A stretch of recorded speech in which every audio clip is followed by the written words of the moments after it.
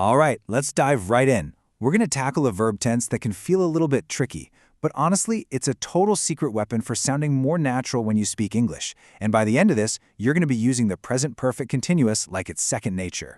So, let me ask you something. What have you been doing for the last 5 minutes? I mean, really think about it. Maybe you've been scrolling online, maybe you've been waiting for this to start. Whatever it is, chances are your answer just used the exact tense we're about to break down. See? You're probably already using it and you don't even know it. Okay, so what is this tense anyway? You know, the easiest way to think about it is like a bridge. It's all about building this really strong connection between something that started in the past and what's happening right here, right now. So here's the key takeaway. We use this tense for some kind of activity that kicked off in the past and has just kept on going, all the way up to this very moment.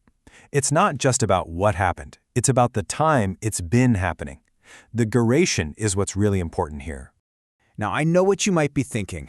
Oh, great, a grammar formula. But hold on, trust me, building this tense is way easier than it sounds. Once you get this little formula down, you're going to nail it every single time. It's a piece of cake. And here it is, that simple 4-part recipe. First, you just grab your subject. I, you, she, the dog, whatever. Second, you add the right little helper verb, either have or has. Third, and this is the best part because it never changes, you always pop in the word been. And finally, you stick an ing on the end of your main verb. That's it. Subject, have or has, been, verbing, that's the whole shebang. Let's see how this looks in the real world. So for subjects like I, you, we, or they, you're going to use have. For he, she, or it, you use has. So you get I have been running, but she has been running. See how the been and the running part just stay the same? They don't care about the subject. Super simple, right? So, we know how to build it, but the big question is, when do we actually use it? What does it really mean? Well, it pretty much boils down to 2 main scenarios where this tense is absolutely perfect. So, the first big use is for an action that's just unbroken. It's continuous. It's something that started back in the past and just kept on going without a single break. So imagine you look out the window and say, it has been raining all day. What does that mean? It means the rain started this morning and it's still coming down right now. It's one long nonstop event. But it's not always for one continuous thing. The second key use is for actions that have happened over and over again. So if you say something like, she has been visiting the hospital lately, you're not saying she moved in, you're saying that she has made a bunch of separate visits over a period of time. So the tense neatly wraps up that whole series of actions for you. Okay, let's tackle the one thing that trips almost everybody up. What is the actual difference between I have been doing and I have done? Let's clear this whole thing up once and for all.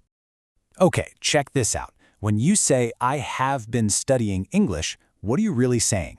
You're focusing on the process, right? The hours you've put in. It feels like you're still in the middle of it. But if you switch to, I have studied English, suddenly the focus is on the result. It's an accomplishment, something that's done. The action is complete.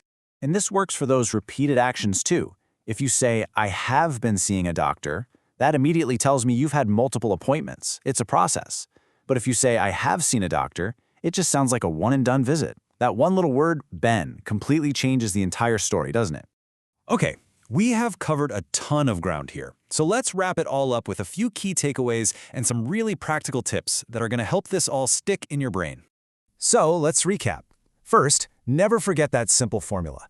Use it for actions that are still going on now, whether they're one long action or a bunch of repeated ones.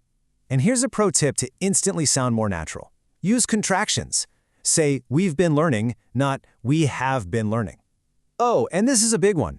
When you hear someone say, she's been walking, that S is short for has, not is. So she's been means she has been. Remembering that is a total game changer for your listening skills. So, now you've got all the tools, but the only way this is really going to sink in is if you actually use it. So I have a question for you. What have you been learning lately? Go on, think of an answer. Saying it out loud is the very first step to really owning this tense.